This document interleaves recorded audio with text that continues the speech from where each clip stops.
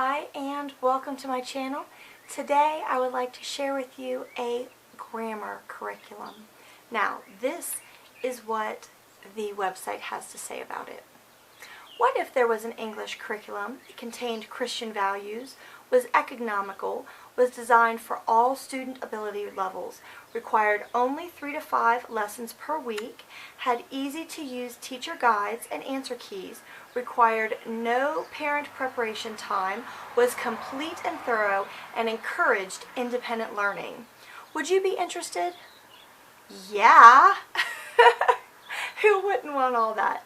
So, if you would like to know what this curriculum is, stay tuned because I really want to share it with you. And no, this is not a sponsored video.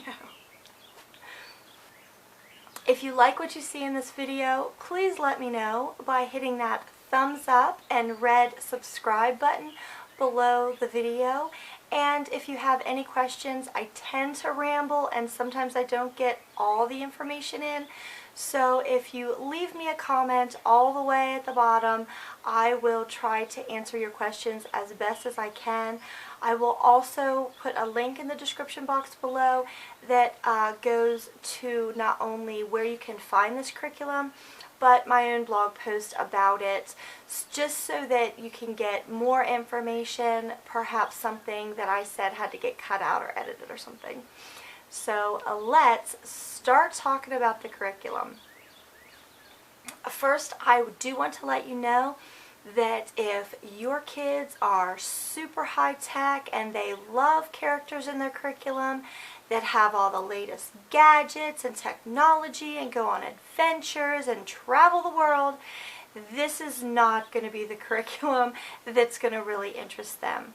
However, if they love Little House on the Prairie type curriculums where it's very rural and farm life and kids helping mom and dad with the farm chores and horse and buggy and things like that, you will probably love this. Your kids will probably really enjoy this curriculum because that is exactly the way that it goes. This curriculum was actually written for Amish students.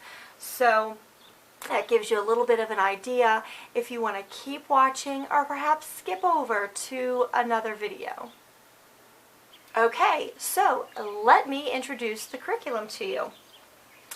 It is Climbing to Get English by School Aid. There is another Climbing to Get English. I think it's Charlotte Mason something. I'm not into that. But this one is by School Aid. And I want to tell you I've got 1st grade, 2nd grade, 5th, 6th, 7th, and the teacher's manual for 8th grade because 7th and 8th are combined. So if you have children going into those or if you're interested, me telling you about this will definitely give you a good idea what the other grades are that I don't actually have. So as part of my backstory, I found this curriculum completely by accident. I had a Pathway Reader, 3rd grade reading comprehension book, and all of my children have read it who've been in 3rd grade, and they loved it, and for some reason I just never got any more. I never looked into the curriculum, but now I know if you just go to pathwayreaders.com, you can find this curriculum plus more. They are out of Canada, so if you are not a Canadian resident, you live in the US like I do, shipping is terrible. I would love to be able to buy from the publisher, but I just cannot. The shipping is just outrageous. So you can find this through Rainbow Resources, and you can find it through Milestone Books. I really like Milestone Books, but again, there's a bit of shipping. Rainbow Resources, when I buy from there, I think it is a $50 order and you get free shipping. I always have at least a $50 order. I can save up and make sure that I have a $50 order so that I get the free shipping.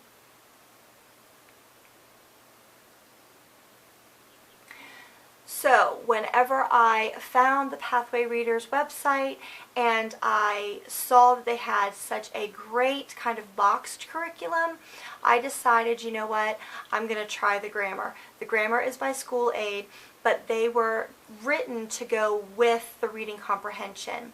So, but you can use them as a standalone.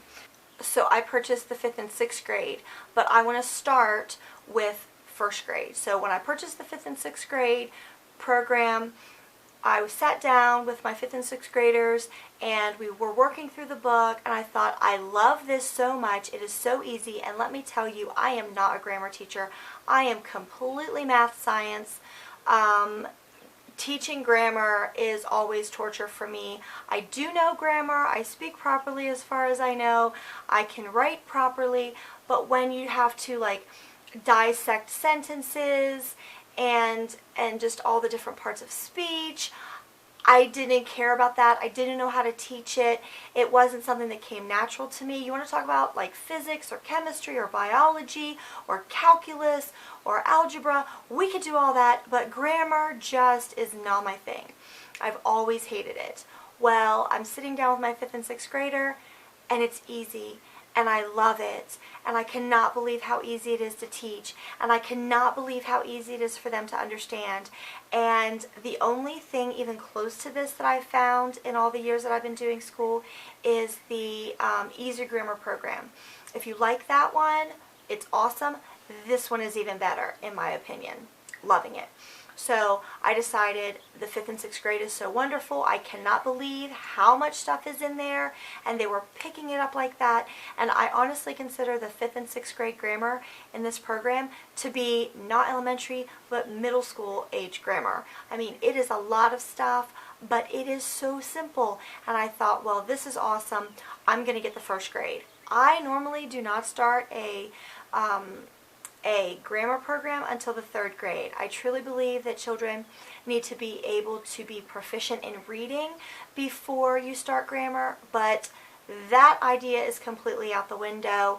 My 1st grader, while he was a very good reader, he was not completely confident and proficient and a quick reader by any means, and he is flying through the curriculum. So let me tell you, I'm going to start with 1st grade. Okay, so here is the 1st grade book. It's called Climbing to Good English, like I said, level 1, 1st grade, denoted by the 1. And this character right here is very important. This is Biff. I'll get to him in a minute. So, it says, to the teacher, English in 1st grade is more or less an extension of reading and phonics. Now I'm going to skip ahead to the next paragraph. We have tried to make this book fit both slow and fast pupils. Each page has plenty of work for the average student. Faster pupils may need extra busy work. I, for one, do not believe in busy work. Each of my children has a personal activity that they can do if they get done with their classwork before I'm ready to instruct them to go on to the next class. Some of the classes that they have are not self-paced, but more self-taught, and they can do those independently, and so they have an option. They can go ahead and do a class that's scheduled for later in the day and do it early, or they can do their private activity, and so we don't have any problem with busy work. It says, if you have a slower pupil or pupils, here are some suggestions. And then it goes on to give suggestions, and it tells you a little bit about it. Now, there is no teacher manual that goes with this. This is completely consumable, and it's about $5, $6 when you buy it online. There is a little bit of an answer key here in the front because it's very pictorial based, and if you don't already know what the pictures are, then they give you the answers. But a lot of the pictures are used very repetitively in getting the children to learn how to spell, because again, it said reading and phonics, but it also is spelling and composition. So again, great curriculum. So they start off adding vowel sounds, and then they could progress with adding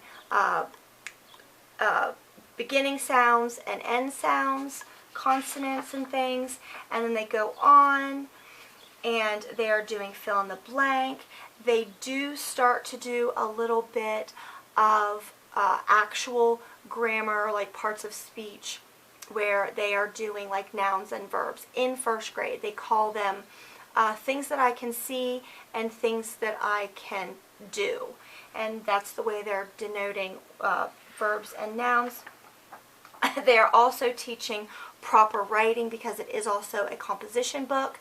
So they are teaching indenting for paragraphs. They're teaching capital letter at the beginning and what they call end marks, which is your periods, exclamation points, and question marks. They also do commas and apostrophes and things like that. They are teaching how to change your endings, like what is the rule if you're going to do plurals for S or ES, ED, ING, things like that. It's just phenomenal. And in first grade, when you have children that are still becoming proficient in reading and becoming aware of words and maybe doing some sight words in addition to phonics, this is just a phenomenal book. It also teaches them how to do creative writing. It starts with them being able to number pictures. So they'll have like 3 or 4 pictures, and they have to number them, which came first, second, or third. And it's usually an action on the farm. There will be like a duck, and then here comes Biff, and he sees the ducks, and then he chases the ducks, and the ducks run away or swim away or fly away or whatever. So they number the pictures, and then they will actually write what the picture is. So it starts with creative writing abilities and things like that. So it gives a lot of prompts for that sort of thing. So loving first grade. It actually does teach a lot of independent work as well, which I'm loving, because if you have an entire table full of children and they are all dependent on you to help them with every single problem, your day takes so long. This particular curriculum really does encourage independent learning and independent work time. You give them the directions and they just look at the page. It's obvious. They do the work. It's not watered down at all. They are actually learning loads of stuff, and they're doing it very, very easily. So let's move on to second grade. So here are the second grade books. Here's the student book and the teacher's manual. They do have a teacher's manual. This is not a consumable, so if you have multiple children coming up, you don't have to buy this again. This is your consumable. I think it's like $5 or $6 again. And it just continues on. We have already started with our school year this year. We started the first full week in July. So in the teacher's manual, we have, hopefully it'll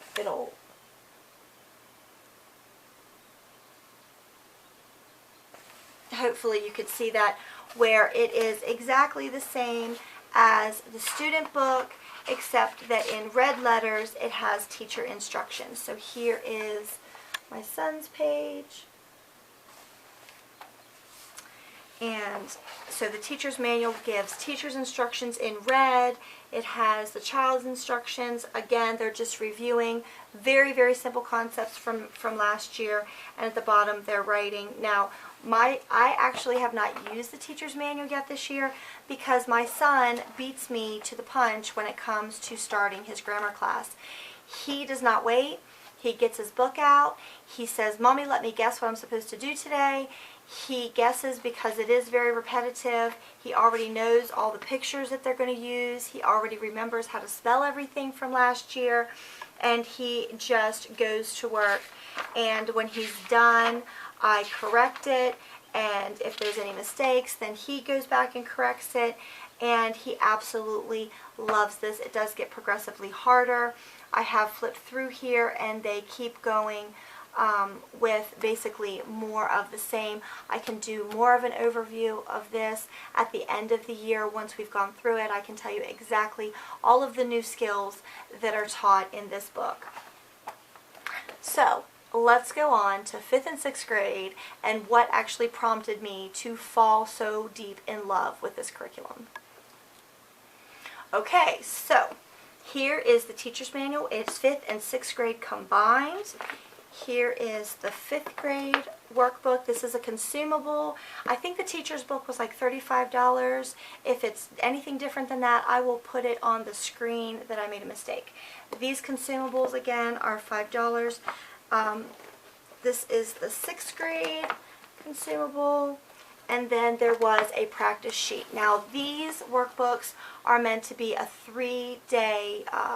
3-day-a-week lessons. But if you want to make this curriculum into 5-day program, then you just assign out of here 3 days a week and assign out of here 2 days a week. This is a practice book.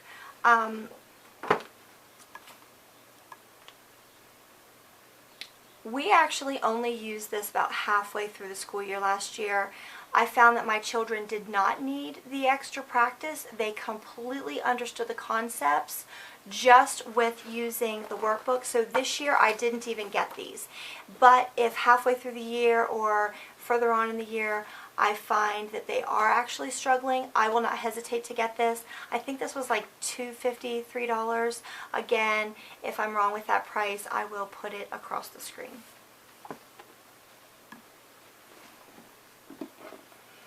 Okay, so the way the teacher's manual is set up, you have a little squiggly box here for each lesson for teacher suggestions. I go ahead and read that aloud whenever we sit down to do this class. That way they know what my job is as well as what their job is, in addition to, just following directions. Because again, this curriculum really enforces and really teaches independent work. The importance of reading and following and understanding directions. And a lot of times the teacher suggestion will say, give points of how to teach it, but then it'll actually say, have them do this extra little practice work before they do the assignment. Or that if the students come up and they're struggling with something, have them read the instructions to you aloud, and in reading the instructions they will realize what they've done wrong. That it really wasn't, it was just that they weren't reading the instructions really well. So instead of actually going through here and reading everything that they have, I'm not going to go through the lessons because they do cover so much stuff. They cover all parts of speech. They cover diagramming. There is composition in here again. They're writing letters. They're writing addresses, for postcards and things. They're writing short stories. They're writing poetry. So for the composition part of this, that's phenomenal. And then they're also doing everything that has to do with parts of speech. They are doing proofreading of all of their works of composition. They are learning the proofreading marks that you're supposed to use. A lot of this is,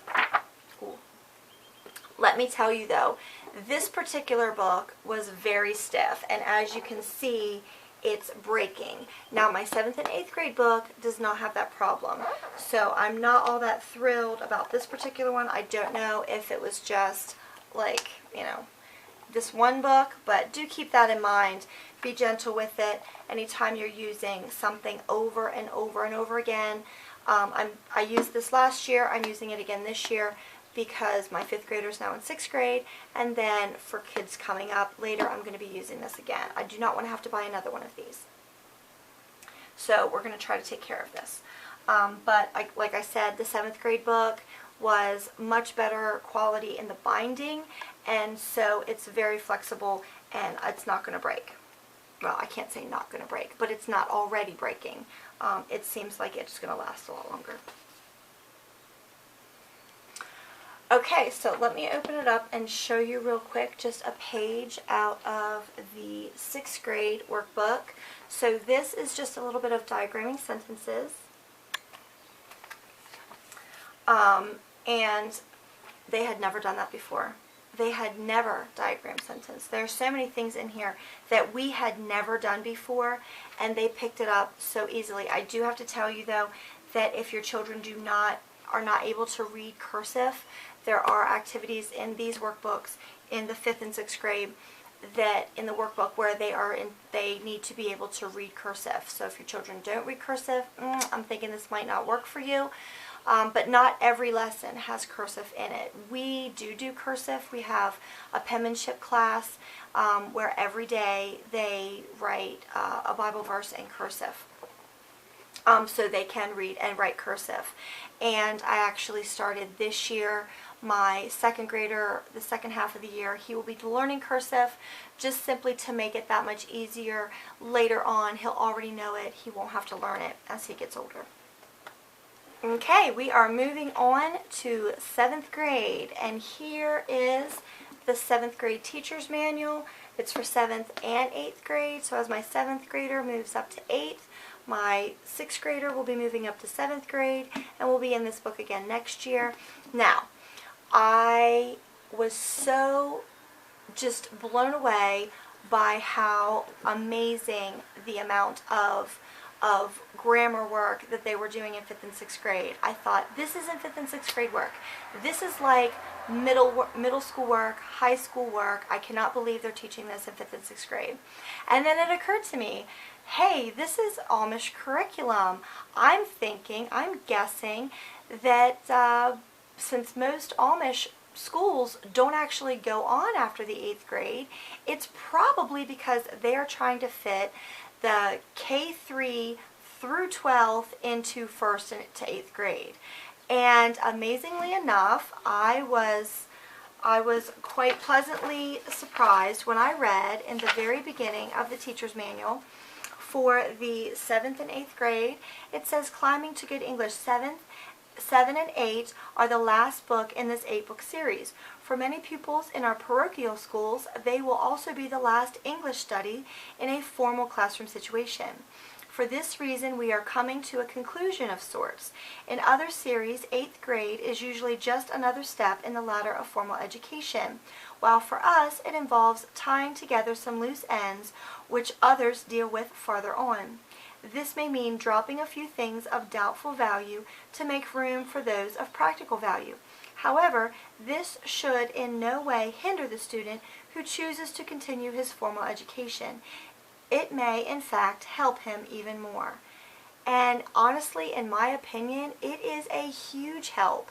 It is an enormous help, not just for me as a teacher, but to my children as students, because they are grasping so much information so fast and they're able to keep it and retain it.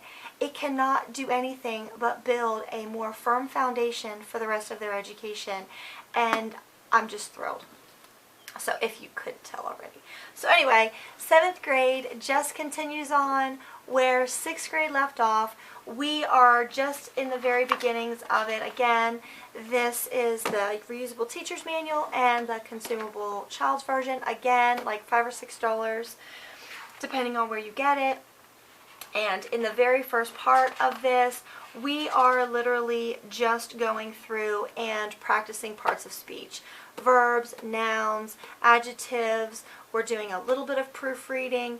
As it goes on, I will be able to give you a better understanding of, as at the end of the school year, I'll be able to give you a complete review of what we learn more in 7th grade. But flipping through, they're doing more composition. They're doing more proofreading, they're doing more diagramming of sentences, more repetitive work of the same things that they learned before. So I will, instead of reading, again, the table of contents out of here, I will direct you to a link in the description box that will take you to the website where you can see the pictures of the book, as well as to my blog where I'll actually list out the things in the table of contents for you to have just as much information as you can have. Wow, somehow I fit everything that I took notes on into that video. I have no idea if I actually got it all in there or not. Hopefully I did. Hopefully I gave you enough information that you can make an educated decision on whether or not you're going to try out this curriculum. I hope you liked it. If you did, do let me know by hitting that thumbs up button below. And again, if you would like to consider subscribing to my channel, there is a red subscribe button right below. Until next time, may your homeschool be a blessing. Bye-bye.